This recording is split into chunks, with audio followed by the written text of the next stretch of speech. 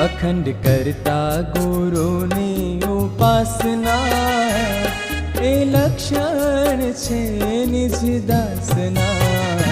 अखंड करता गुरुनी उपासना ए लक्षण छे निज दासना। ए भोगी गुरु चरण सुवासना ए लक्षण छे निज दासना। ए भोगी गुरु चरण सुवासना ए लक्षण छे निज दासना।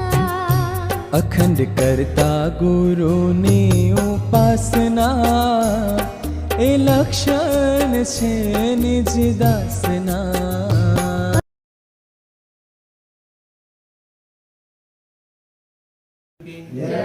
सब देवन की जय, विज्ञान संप्रदाय की जय, गुरु गादी शाखापुरी की जय, श्री कैवल धाम की जय। कथा सत्संग प्रारंभ समय का साथ केवल साहेब, केवल हंसो साथ केवल साहेब। बोलो जो आजू बाजू सौने के जो साथ केवल साहेब, सत केवल साहेब। गोपालन गोवालन की गद्या सब बेखन रतवे तो तेरे जननी जदास भक्त जना सेवक शरण से दो।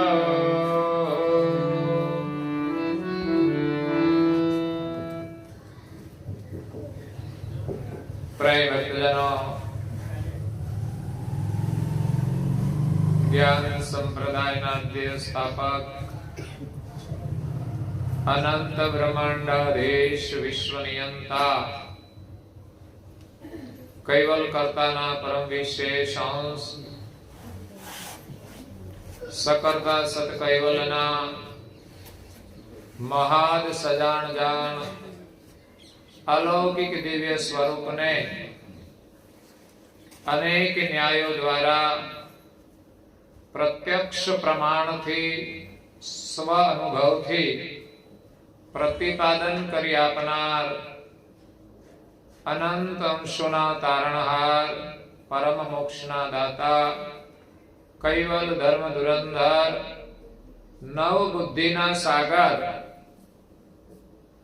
महान समर्थ परम श्रेष्ठ परम विभूतिवान परम दयालु परम कृपा निधि सर्वज्ञ दिव्य परम गुरु श्रीमद करुणा सागर जी महाराज विश्व भरना मुमुक्षु अंशों ने यथार्थ ज्ञानનો उपदेश आपता स्वरचित विश्व बोध चोसरा ग्रंथना चौथा अंगने विषय एमनी अलौकिक अमृतमय वाणी द्वारा कहे छे कि गौपालन गोवालन की गत सब बेखन रत वेतु हरिजन निजदास भक्त अने सेवक एमना लक्षणों वर्णन करता कहे छे कि गौपालन गोवालन गायों पालन पोषण करनार जे गोवाळ छे ए दरेक गायोनी समदृष्टिथी सेवा करे छे। अपना घरमा पशु होय तो બધા જ પશુને આપણે ઘાસ આપીએ છીએ, પાણી આપીએ છીએ, એને યોગ્ય જગ્યાએ બાંધીએ છીએ, સફાઈ રાખીએ છીએ, કોઈ ભેદ રાખતા નથી। એમ ગોવાળ ગાયોને ચરાવવા જાય છે તો બધી જ ગાયો પ્રત્યે એને સમભાવ હોય છે, સમદ્રષ્ટિ હોય છે। એવી જ રીતે ભક્તજનો હરિજન, નિજદાસ અને સેવક, આ ભક્તિના માર્ગે ચાલનારા જે પથિક છે એના પરમ ગુરુએ 4 નામાભિકરણ કર્યું છે.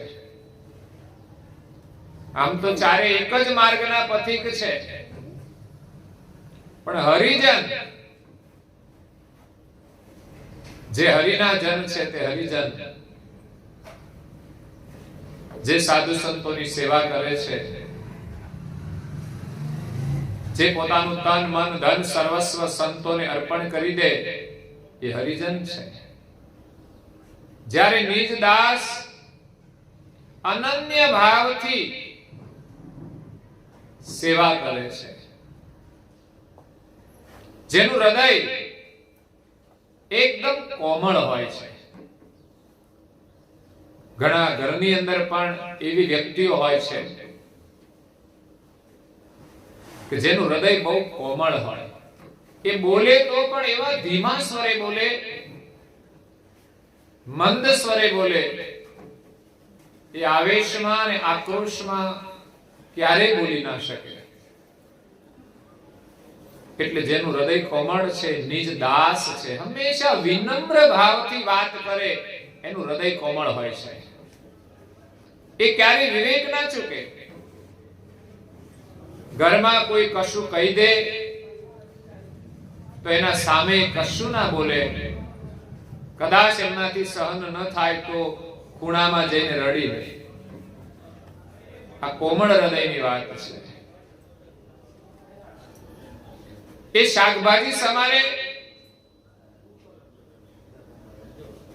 એમાં દૂધી તો એકદમ નરમ હોય છતાં પણ એવી રીતે ચપ્પુ ચલાવે કે જરાય દૂધીને વસવું ના લાગવું જોઈએ. એવો કોમળ સ્વભાવ. ભક્તજન, જેની સંતમાં અને સર્જનહારમાં પ્રીતિ છે, એ ભક્તજન છે. ભક્ત સોઈ ભગવંત સંત સુ ઉભય પદ અનુરાગી. બંનેમાં સમાન પ્રેમ છે. કારણ કે સંત થકી આપણને સર્જનહાર મળે છે, એનું સ્મરણ થાય છે. એટલે સંત એ સર્જનહારનું એક બીજું રૂપ છે. સર્જનહાર એ સર્જનહાર છે, પણ કોઈ સંત ભગવાન બની શકે નહીં, પોતાની જાતને ભગવાન માની શકે નહીં. પણ ભક્તો સંતની અંદર ભગવાનનું રૂપ જોવે છે. સંત દ્વારા સર્જનહારનું સ્મરણ થાય છે, સંત દ્વારા સર્જનહારની ઓળખ થાય છે. માટે સંત અને ભગવાન પ્રત્યે જેને પ્રેમ છે એ ભક્ત છે. સંત મિલન કો જાયે તજી મોહ માયા અભિમાન.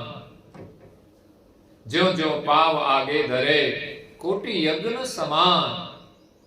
આ જગતની અંદર સંતનો મહિમા અપરંપાર છે. સંતના દર્શન કરવા જઈએ ત્યારે કેટલો લાભ થાય છે. એવો ભાવ આપણને હોવો જોઈએ દર્શનનો. અહીંયા તમે દર્શન માટે આવ્યા છો. સત્સંગ દ્વારા દર્શન થાય છે.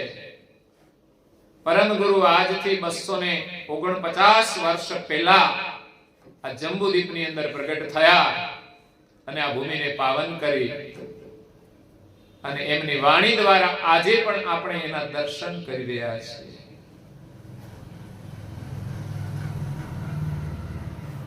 એટલે સંત મિલન કો જાયે તજી મોહ માયા અભિમાન.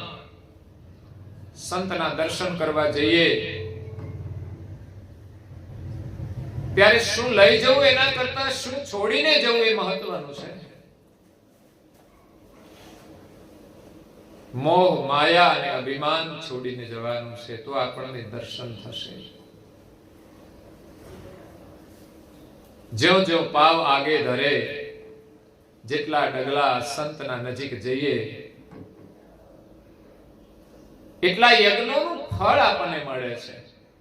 નહીં તો આપણે એમ કહીએ કે બહુ દૂર છે તો માંડી વાળો, જવું નથી. નજીકમાં હોય તો જઈએ, પણ દૂર જેટલા જઈએ જેટલા ડગલા ભરીએ એટલા યજ્ઞોનું ફળ મળે છે. संत न होत संसार में तो जली जात ब्रह्मांड। कदाच आ जगतनी अंदर संतो न होत तो आ घરની અંદર આપણે શાંતિથી રહી શક્યા ન હોત। સંત મહાપુરુષોના ઉપદેશના ફલ સ્વરૂપે આપણા ઘરમાં શાંતિ છે। સત્સંગના સંસ્કારના સ્વરૂપે આપણા ઘરમાં શાંતિ છે। આ ધાર્મિક વિધિ વિધાનો જે થાય છે એ પરંપરાઓ સંત દ્વારા આવી છે। એમણે સાધના કરીને આપણને આ પરંપરાઓ આપી છે। તમે થોડું ઘણું પણ કરશો તો પરિવારની અંદર શાંતિ રહેશે અને ભગવાનના આશીર્વાદ મળશે। એટલે આપણી ધાર્મિક વિધિમાં શ્રદ્ધા છે। શ્રદ્ધા રાખીને કરીએ તો અવશ્ય એનું ફળ મળે છે। એટલે સંતનો મહિમા અપરંપાર છે। સંતો જ્ઞાન દ્વારા સંસારની અંદર જે ત્રિવિધિના તાપની અંદર લોકો દુખી છે એને શાંતિ આપે છે। જ્ઞાન કેરી લહેર મે ઠારત ઠામો ઠામ। ચારે બાજુ આગ લાગી છે ભાઈ, ઘર ઘરમાં આગ લાગી છે। ક્યાંક પ્રગટ દેખાય છે ને ક્યાંક ભીતરની અંદર લાગેલી હોય છે। ઉપાધિ છે કે નહીં ભાઈ? ના હોય તો કહો, ઘરે તો જવું જ પડશે। કેટલી ચિંતાઓ છે, ઉપાધિ છે, દુઃખ પણ આવે છે જીવનમાં। ભાગ્યે જ કોઈ મનુષ્ય સુખી હશે। ભૂપ દુખી, અવધૂત દુખી। ધનવાન લોકો પણ દુખી છે, રાજાઓ પણ દુખી છે। એવું નહીં કે એની પાસે વૈભવ છે એટલે સુખી છે। ગાડી બંગલા બધું હોવા છતાંય માણસ દુખી છે। એના જીવનમાં મુસીબતો આવે છે, ભયંકર મુસીબતો આવે છે।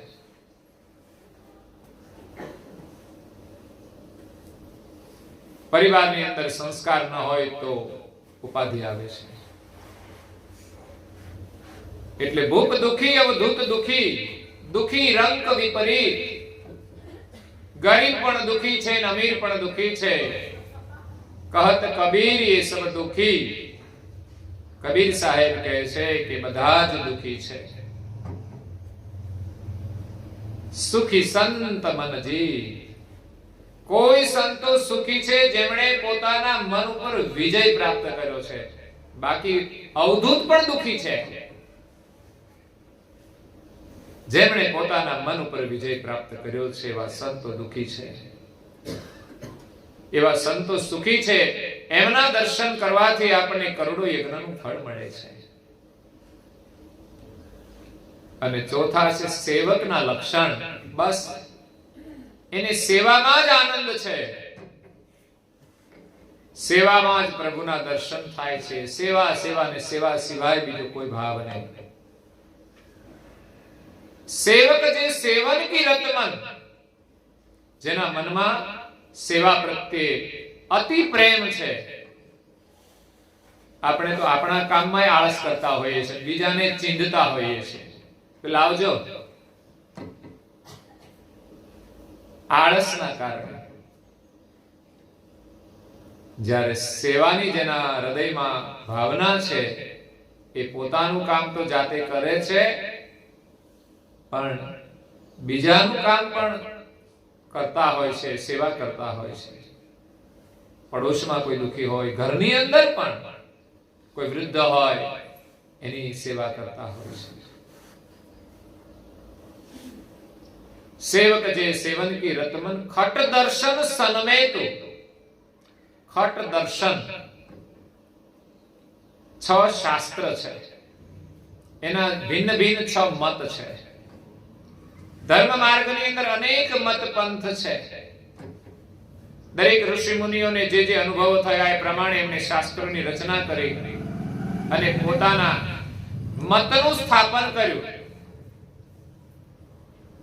કે પરમેશ્વરની પ્રાપ્તિ કેવી રીતે થાય। 6 શાસ્ત્રોનું મત ભિન્ન ભિન્ન છે। આખર 6 શાસ્ત્રો આવ્યા છે વેદમાંથી।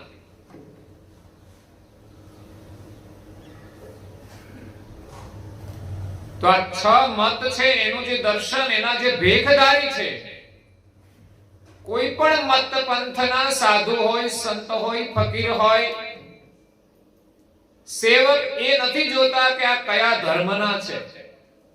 બસ સંત જોવે તો એની સેવા કરે છે, એના દર્શન કરે છે, એને વંદન કરે છે. નહીં તો સંપ્રદાયવાદમાં પણ ભેદ હોય છે કે આપણા છે તો સેવા કરવાની, બીજા તો નહીં.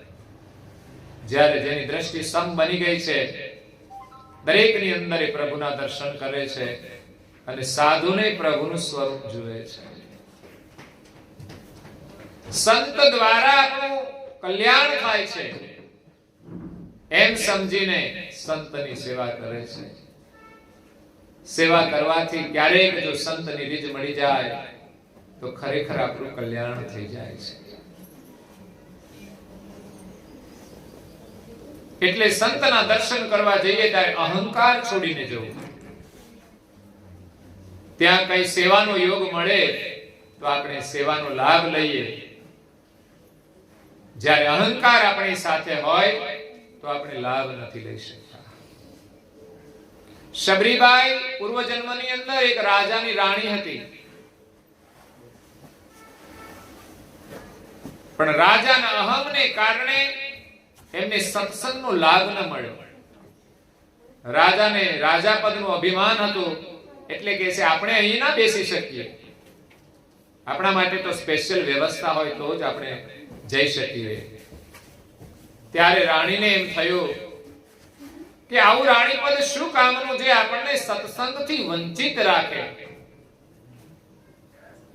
એને સત્સંગમાં બહુ પ્રીતિ હતી. ભગવાનને પ્રાર્થના કરી કે ભગવાન, મને બીજો જન્મ કોઈ નીચ વર્ણમાં આપજે, પણ મને સંતોનો સંગ મળે અને સત્સંગ મળે એવી કૃપા કરજે. ત્યારે ભીલ જ્ઞાતિમાં એનો જન્મ થયો. શબરીબાઈ મોટા થયા, પૂર્વ જન્મના સંસ્કાર હતા, ભક્તિમાં ખૂબ એમની શ્રદ્ધા હતી. પહેલા બાળ લગ્નો થતા હતા, એટલે નાની વયમાં એના વિવાહ કરવાના હતા. સંબંધ જોડ્યો, વિવાહ નક્કી કર્યો અને લગ્નનો સમય આવ્યો ત્યારે એમની જ્ઞાતિની અંદર જે રિવાજ હતો એ પ્રમાણે ઘણા બધા પ્રાણીઓને લઈ આવ્યા.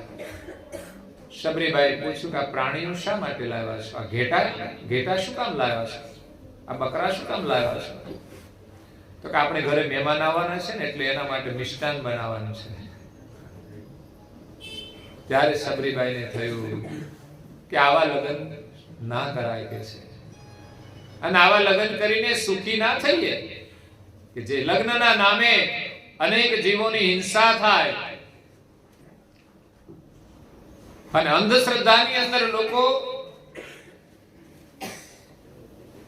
દેવ દેવીઓને બલિ ચડાવતા, પ્રાણીઓની બલિ ચડાવતા. એક અંધશ્રદ્ધા સિવાય બીજું કશું નથી.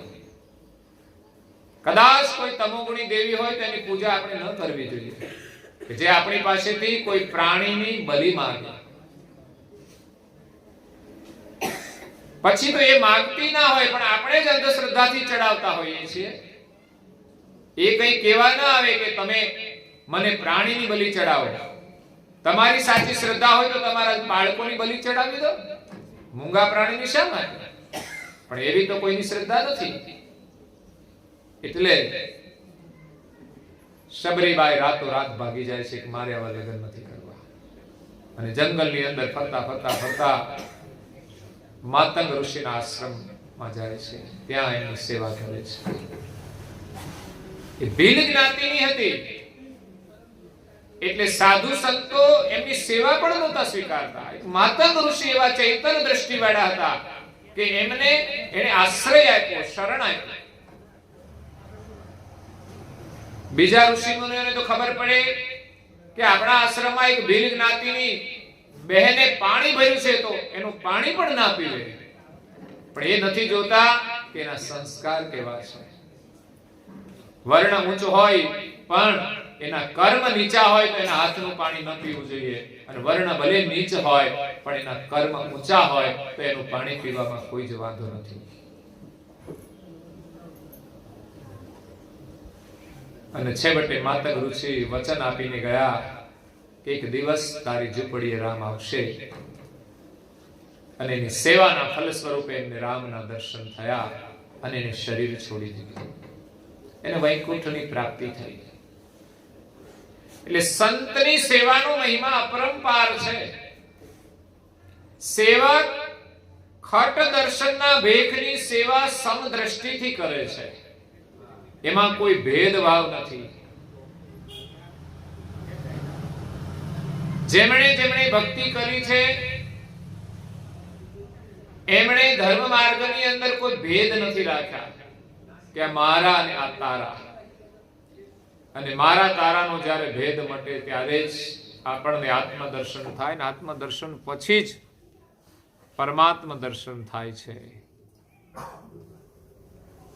જીવનમાં આવી જ્યારે સાચી સમજણ મળે ત્યારે જ ભક્તિનો ઉદય થાય છે, અને ત્યારે આવા જીવ સંસારના ફંદમાંથી કૂદીને બહાર નીકળી જાય છે. એક મહાત્માએ બહુ સરસ ભજન બનાવ્યું છે.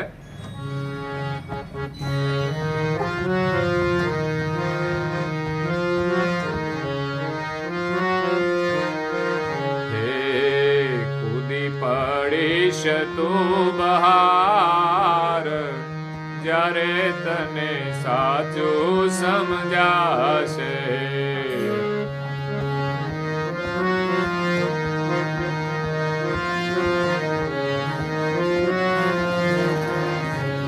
એ મટી જશે વાદ ને વિવાદ જ્યારે તને સાચું સમજાશે.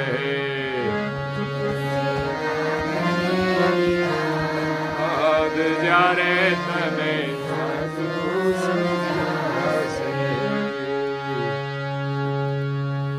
કૂદી પડીશ તું બહાર, આ માયાની જંજાળમાંથી આપણે બહાર નીકળી જઈશું જ્યારે સંતોની કૃપાથી આપણને સાચું સમજાશે. મટી જશે વાદ ને વિવાદ. ઘરમાંય વિવાદ થતા હોય છે, સંસારમાં વિવાદ થતા હોય છે, ધર્મની અંદર પણ વિવાદ થતા હોય છે, પણ જે મહાપુરુષોને સાચું સમજાઈ ગયું છે ને એને વિવાદ નથી કર્યા. સત્યને પામવા માટે સત્યના માર્ગે ચાલતા થયા છે. ગઈકાલે જ ચોપાઈની અંદર કહ્યું કે સકલ પક્ષન કી સારન ગમગત રાખત ઉર ગુપ્તાઈ. દરેક મત પંથની જે સમજણ છે પોતાના હૃદયમાં રાખે છે, અને પોતાને જે શ્રેષ્ઠ સમજ પ્રાપ્ત થઈ છે એ માર્ગે ચાલવા માંડે છે.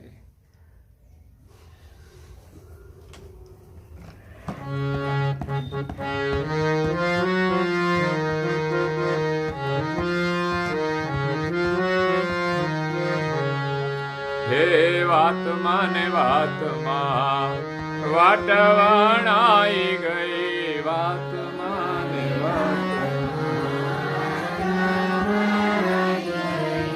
હે મોહમાં ને મોહમાં હે મોડી તણાઈ ગઈ, મોહમાં ને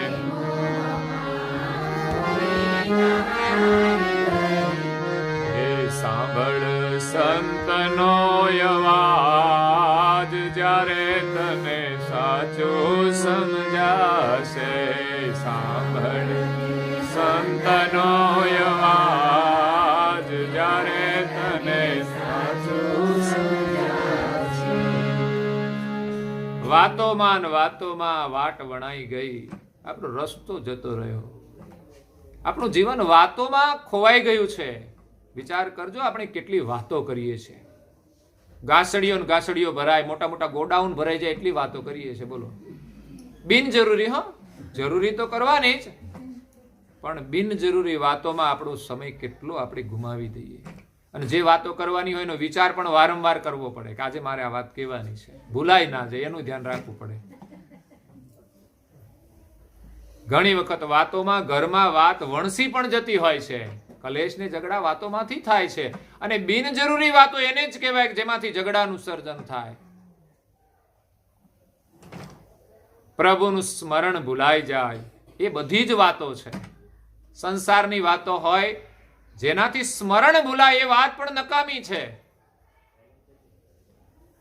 સહજ જરૂરી વાતો કરીએ અને વિશેષ પરમાર્થની વાતો કરીએ, એ સિવાય મૌન રહીને હરિસ્મરણ કરીએ. ગમે ત્યાં ગયા હોય પ્રસંગમાં જરૂરી વાત ચોક્કસ કરીએ, સિવાય મૌન રહીને અંતરથી પ્રભુનું સ્મરણ કરીએ, જેથી અહીંયા સુધી આવવાનું પણ આપણું સફળ થઈ જાય. અહીંયા સદગત આત્માને આપણે શાંતિ આપવા માટે આવ્યા હોઈએ ત્યારે જરૂરી બે વાત કરીએ, એ સિવાય રાજકારણ અહીં ખોલાય નહીં. નહીં તો ઘણી વાર લોકો ગયા હોય બેસણામાં અને રાજકારણમાં ચડી જાય. તમારે અહીં કેવું છે, તમારે જેવું હોય એવું. એટલે શાંતિથી મૌન બેસીને પ્રભુનું સ્મરણ કરવું જોઈએ કે સદગત આત્માને શાંતિ પણ મળે અને આપણને ભગવાનના આશીર્વાદ મળી જાય. રસ્તામાં જઈએ તો પણ હરિનું સ્મરણ કરતા કરતા જઈએ. એટલે વાતોમાં વાટ વણાઈ ગઈ, મોહમાં મૂડી તણાઈ ગઈ. ભગવાનને અમૂલ્ય માનવ જીવન રૂપી મૂડી આપી છે.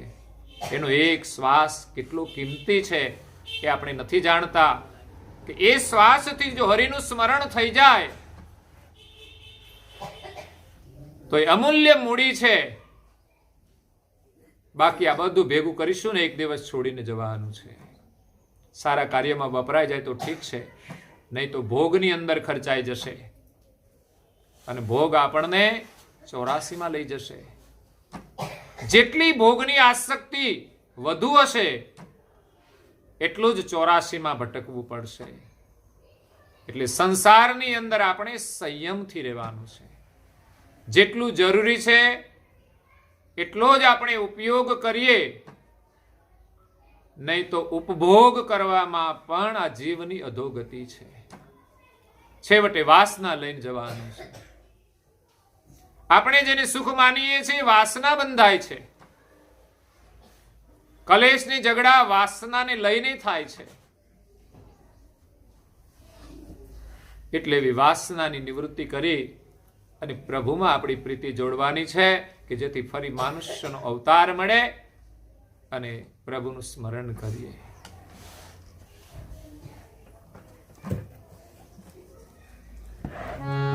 એ ભૂલેલાના સંગમાં ભાન ભૂલાણી, ભૂલેલાના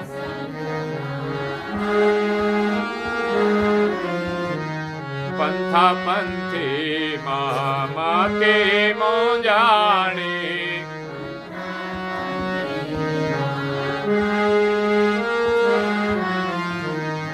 હે જોઈશ તું ગઢડા મોજાર, ત્યારે તને સાચું સમજાશે. જોઈશ તું ગઢડા મોજાર, ત્યારે તને સાચું સમજાશે. કૂદી પડીશ તું બહાર, જ્યારે તને સાચું સમજાશે.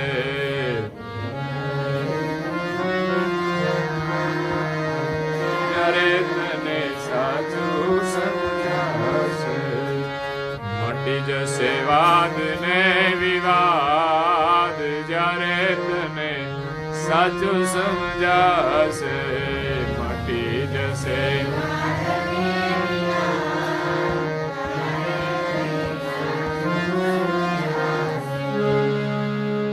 ભગવાન પાસે માગવાનું તો એ છે કે ભગવાન અમારા ઘરમાં ક્યારેય વિખવાદ ન થાય. બે ભાઈઓ સાથે રહેતા હોય પણ ક્યારેય જુદા થવાનું નામ ના લે. પણ બહેનો ઊંચા નીચા થાય તો જુદા થવું પડે. પણ બહેનો ભાઈઓને એટલા સમર્પિત હોય એટલે એ પણ નામ ન લે. પરિવારની અંદર કેટલી શાંતિ હોય છે. અને કદાચ સમયાંતરે સ્વેચ્છાએ જુદા થઈ જાય છતાં કોઈને જુદા ન લાગે. આવા લોકો ભક્તિના માર્ગે ચાલી શકે, એને એડમિશન મળે. બાકી તો એડમિશન જ નહીં મળતું. ઘરમાં ડખા હોય એને શું ભક્તિના એડમિશન મળે? ભગવાન શું પ્રસન્ન થાય? જ્યાં ઘરના મા બાપ દુઃખી હોય એ ઘરમાં પ્રભુની કૃપા નથી થતી. એટલે ઘરના જે વડીલો છે, મા બાપ છે, એની પૂર્ણ પ્રેમથી સેવા કરવી જોઈએ. હું તો એક ગામમાં પારાયણમાં ગયો ને, ઉતારેથી ચાલ્યો આવતો હતો તો 2 ઘર આગળ એક ઘર હતું, બીજા ગામની વાત છે. તો સવારમાં 8 વાગે ઉપાસનામાં જતો હતો અને એમના પુત્ર બધું એ ડોશીમાના વાળ પકડ્યા અને ઝંઝેડ્યા બરાબરના. મેં કીધું અધોગતિ છે. જ્યારે એની યુવાવસ્થા હશે, દીકરાને જન્મ આપ્યો હશે, પછી એને મોટો કર્યો હશે, એને પરણાવ્યો હશે, કેટલી ખુશી હશે, ઘરમાં પુત્ર વધુ આવી, પણ જ્યારે પરાધીનતા આવીને માથાના વાળ પકડીને ઝંઝેડતી હોય ત્યારે એને કેટલું દુઃખ થતું હશે. એમણે શું મોટી ભૂલ કરી હશે તે આટલી મોટી સજા આપવાની? એટલે જ્યાં સમજણ છે ને ત્યાં સુખ છે. અને સંતોના સંગથી ને સત્સંગથી આપણને સાચી સમજણ મળે છે. માટે સંતોના નજીક રહેવું જોઈએ. એના જીવનમાંથી આપણને પ્રેરણા મળશે, એમના ઉપદેશમાંથી પ્રેરણા મળશે. એમાંથી 1% લઈએ તો પણ ઘણું છે. નહીં તો ઘણા લોકો સંત ચાલ્યા આવતા હોય તો રસ્તો બદલી જાય, આ બાજુ બીજી શેરીમાં જ નીકળી જાય. કારણ કે એનો સ્વભાવ હોય, એ કશું કે મસાલા ખાતા હોય તો કે, બીડીઓ પીતા હોય તો કે, આપણા લાભ માટે હોય છે. એ સાંભળવાની અને સ્વીકારવાની પણ આપણી તૈયારી હોવી જોઈએ.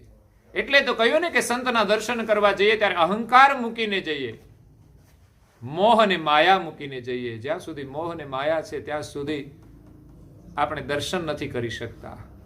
ઘરની માયા તો છોડીને આવવું પડે ને, એને કંઈ જોઈતું નથી, પણ સમય તો કાઢવો પડે છે. સત્સંગમાં જવું હોય તો સમય કાઢવો પડે છે. આપણે વ્યવહારને જેટલા સાચા માન્યા છે ને એટલો ધર્મને સાચો નથી માન્યો, ધર્મના વ્યવહારને સાચો નથી માન્યો. પણ ધર્મ સાથે, વ્યવહાર સાથે ધર્મ જોડ્યો છે એટલે આપણને આ લાભ મળી જાય છે. નહીં તો એમ જ પારાયણ રાખવામાં આવે તો કદાચ બધા લોકો નહીં આવી શકે, પણ વ્યવહાર છે એટલે જવું જ પડશે. 100% હાજરી હોય બધાની. વ્યવહાર સાચો છે પણ ધર્મનો વ્યવહાર પણ એનાથી વધુ સાચો છે. કોઈ પણ પરિસ્થિતિમાં પણ ધર્મનો વ્યવહાર સાચવવો જોઈએ, જેમાં આપણા આત્મકલ્યાણનો લાભ છે. એટલે અહીંયા મૂળ વાત છે કે સેવકો કોઈ પણ ભેખની સમદ્રષ્ટિથી સેવા કરે છે. એટલે તો એક ચોપાઈમાં કહ્યું છે કે ભેખ સકલ ભગવંત સમોવડ, ગણત ભક્ત હરિજન હી, સો સાચે સેવક નિજ દાસન, જીન જપ સંત વચન હી. ભેખ સકલ ભગવંત સમોવડ. ભગવાનને પામવાની જે પરંપરા છે ભેખની, એ ભેખ જેને ધારણ કર્યો છે, એ ભેખ એ ભગવાનનું એક બાનું છે. માટે જેમણે ધારણ કર્યું છે એક ભગવાનનું રૂપ છે. ભેખ સકલ ભગવંત સમોવડ. પછી કોઈ પણ મતપંથના સાધુ હોય, આપણા માટે બધા જ સંત ભગવાનનું રૂપ છે. ગણત ભક્ત હરિજન હી. હરિજન, ભક્ત, સેવક, નિજ દાસ, એ બધા જ સંતોને પ્રભુ સમાન માને છે. સો સાચે સેવક નિજ દાસન. એ જ સાચા ભગવાનના સેવક છે, નિજ દાસ છે, હરિજન છે અને ભક્ત છે. જેનું જપ સંત વચન હી. જે સંતોના ઉપદેશનો જાપ કરે છે, સ્મરણ કરે છે, આચરણ કરે છે, એ જ સાચા ભગવાનના ભક્ત છે, હરિજન છે, નિજ દાસ અને સેવક છે.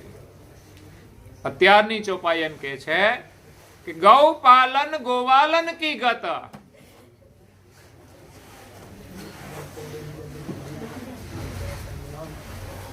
સબ ભેખન રત વેતુ. બધા જ ભેખ પ્રત્યે સમાન પ્રીતિ હોય છે. જેવી રીતે એક ગોવાળ બધી જ ગાયો પ્રત્યે સમાન ભાવ રાખે છે, એક માતા કે પિતા પણ એમના દરેક સંતાનો પ્રત્યે સમાન ભાવ રાખે છે. કદાચ એક ડાયો હોય ને બીજો થોડો દોઢ ડાયો હોય કે ગાંડો હોય, તોફાની હોય, છતાં પણ મા બાપનો પ્રેમ બંનેના પ્રત્યે સમાન હોય છે. ગોવાળ દરેક ગાયો સાથે જેમ સમાન પ્રેમ રાખે છે, એવી જ રીતે હરિજન, નિજદાસ, ભક્ત અને સેવક બધા જ ભેખ પ્રત્યે સમાન પ્રેમ રાખે છે. પરમ ગુરુ શ્રીમદ કરુણાસાગર મહારાજ સર્જનહારના સાનિધ્યમાંથી એમનો હુકમ થયો ત્યારે વિશ્વની અંદર આવ્યા, ત્યારે સૌ પ્રથમ અંતરિક્ષની અંદર રહેલા દૈવી ધામોમાં ગયા છે.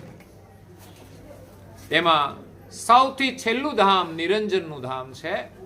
નિરંજન નિરાકાર. જેઓ ઈશ્વરને નિરાકાર માને છે એ નિરંજન નિરાકાર છે. યોગી લોકો એની સાધના કરે છે અને પોતાની વૃત્તિને બ્રહ્મરુદ્રમાં સ્થિર કરી અને જ્યોતના દર્શન કરે છે. આ જ્યોતિ સ્વરૂપ એ નિરંજનનું છે. અંજનથી રહિત, માયાથી રહિત એ નિરંજન છે. એના ધામમાં ગયા કે જે નિરંજન પુરુષ સૃષ્ટિની આદ્યથી સર્જનહારનું ધ્યાન કરે છે. શૂન્યમાં ત્યારે દિવ્ય પરમ ગુરુ અવિગત સ્વરૂપે, કારણ કે દેવી ધામોની ગતિ અવિગત છે, જે ધામની જે ગતિ હોય એ પ્રમાણે સ્વરૂપ ધારણ કરી અને નિરંજનને મળ્યા. ત્યારે નિરંજન પ્રસન્ન થયા અને કહ્યું કે આપ કોણ છો, ક્યાંથી આવો છો? ઓળખતા નથી કે પછી હું જેનું ધ્યાન કરું છું એ સ્વયં સર્જનહાર આપ છો? ત્યારે પરમ ગુરુ કરુણાસાગર મહારાજે એને ઓળખ આપી કે હું સર્જનહારનો અંશ છું, પરમ અંશ છું. અને આ જગતની અંદર જગતના જીવો સર્જનહારને ભૂલી ગયા છે અને વિશેષ વિભૂતિ વાળા દેવોને સર્જનહાર માને છે. એટલે એ સર્જનહારની ઓળખ કરાવવા માટે હું આવ્યો છું. તમે જેનું ધ્યાન કરી રહ્યા છો એ સર્જનહારની ગતિ લઈને આવ્યો છું. ત્યારે આદ્ય પુરુષ નિરંજન જે દેવાધિદેવ છે એમણે પરમ ગુરુ પાસેથી દીક્ષા ગ્રહણ કરી છે. કરુણાસાગર એ પરમ ગુરુ છે, કારણ કે આખા વિશ્વના એ ગુરુ છે. આખા વિશ્વના માથે જે ગુરુ ગતિ છે એ ગતિ પરમ ગુરુની છે, માટે પરમ ગુરુ છે. પરમ ગુરુએ આદ્ય પુરુષ નિરંજનને સર્જનહારનું લક્ષ્ય આપ્યું. ત્યાર પછી એ શક્તિના ધામમાં આવ્યા. ત્યાર પછી ગૌલોકમાં ગયા. ત્યાર પછી બ્રહ્મ સદન, વૈકુંઠ, કૈલાસ, આ બધા જ દેવી ધામમાં પરમ ગુરુએ સર્જનહારની ઓળખ કરાવી, જે દેવતાઓ પણ સર્જનહારને જાણતા નથી. ત્યાર પછી નીચેના ધામોમાં આવ્યા. સતલોક, તાપસલોક, જનલોક, મહરલોક, ઋષિમંડળ, તારામંડળ, સૂર્યલોક, ચંદ્રલોક, વચ્ચે 2-3 લોક છોડી દીધા. કિન્દ્રલોક, ઇન્દ્રલોક, ગાંધર્વલોક. કેમ? કે આ બધા વિલાસી ધામો છે. ઇન્દ્રનું ધામ તો કે વિલાસી, ગાંધર્વો તો કે વિલાસી. એમને આ ઉપદેશ લાગી શકતો નથી. એટલે જેનું જીવન વિલાસી છે, ભોગ પ્રધાન છે, એવા લોકો સદગુરુનો ઉપદેશ ગ્રહણ કરી શકતા નથી, એ સમજી શકતા નથી, એનું કલ્યાણ પણ થઈ શકતું નથી. એ સંસારના ચક્રની અંદર ફરતા જ રહે છે, ભોગની પાછળ દોડ્યા કરે છે. તો બધા જ દેવી ધામોમાંથી દિવ્ય પરમ ગુરુ મનુષ્ય દેહ ધારણ કરીને પૃથ્વી પર પ્રગટ થયા. તો પૃથ્વી પર 7 દ્વીપ છે, જેમનું વર્ણન આપણા શાસ્ત્રો પુરાણોમાં પણ છે, પણ એના માત્ર નામ છે. જ્યારે કરુણાસાગર મહારાજે તો માનવ દેહ ધારણ કરીને સાતો દીપની અંદર જ્ઞાનનો ઉપદેશ આપ્યો છે. સાતે દ્વીપની અંદર પરમ ગુરુનું પ્રાગટ્ય થયું છે. આવો ઇતિહાસ આ જગતની અંદર તમને કદાચ કોઈનો જોવા નહીં મળે. કોઈ પણ મહાપુરુષ એના ધામમાંથી આવ્યા, એનું કામ કરી અને પુનઃ એના ધામમાં ચાલ્યા ગયા. પણ કરુણાસાગર મહારાજ સમસ્ત વિશ્વનું કલ્યાણ કરવા માટે આવ્યા છે. ત્યારે સૌ પ્રથમ દેવોને ઉપદેશ આપીને આ પૃથ્વી પર સાતે દ્વીપોની અંદર પરમ ગુરુએ વિચરણ કર્યું અને આ જગતના સર્જનહાર એક છે એનો સંદેશ આપ્યો છે. એ કરતા માલિકે કેવી રીતે જગત ઉત્પન્ન કર્યું છે એમનું સંપૂર્ણ જ્ઞાન તમને પાંચવા સૂક્ષ્મ વેદની અંદર, પાંચવા પંચમ સ્વસમ વેદની અંદર મળશે. અત્યાર સુધી ધર્મ માર્ગની અંદર 4 વેદને લોકો જાણે છે, 4 વેદનું જ્ઞાન છે. પરંતુ આ જગતના સર્જનહાર કોણ છે અને સૃષ્ટિ કેવી રીતે ઉત્પન્ન કરી છે એનું યથાર્થ વર્ણન 5મા વેદમાં છે. 4 વેદની અંદર થોડું વર્ણન આવે આ સૃષ્ટિની રચનાનું, પણ આ જગતનું સર્જન કેવી રીતે કર્યું છે એનું પૂર્ણ વર્ણન નથી.